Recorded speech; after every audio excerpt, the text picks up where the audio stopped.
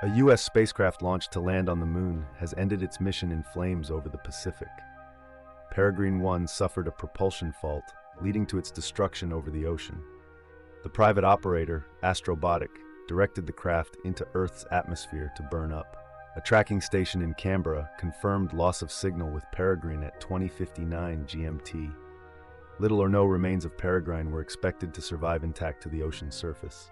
Astrobotic's goal was to deliver 5 NASA instruments to the moon's surface. The mission aimed to study the local environment ahead of the return of astronauts. Had the Peregrine craft been able to land successfully, it would have been historic. Astrobotic's mission faced challenges almost immediately after launch. Despite the difficulties, engineers were able to diagnose and extend Peregrine's life in space. A team of engineers and scientists worked together to problem solve and restore the spacecraft's capabilities.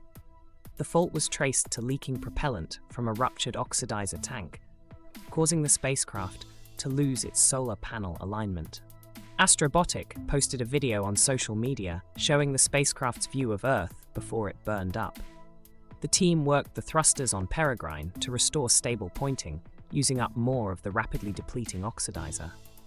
Payloads on board were activated, proving their space-worthiness and gathering data on the radiation environment between Earth and the Moon. The Peregrine Ion Trap Mass Spectrometer, PITMS, developed in the UK by the Open University and RAL Space, was reported to be performing well. The technology should have the opportunity to fly again on later lunar missions. Astrobotic is the first of 3 US companies to send a lander to the Moon this year under a new private-public partnership with NASA. NASA is buying transport services from the Pittsburgh firm and 2 other commercial ventures, Intuitive Machines and Firefly. Together, the trio had planned 6 missions to the lunar surface in 2024. Astrobotic will attempt to land the NASA rover Viper in the back half of the year.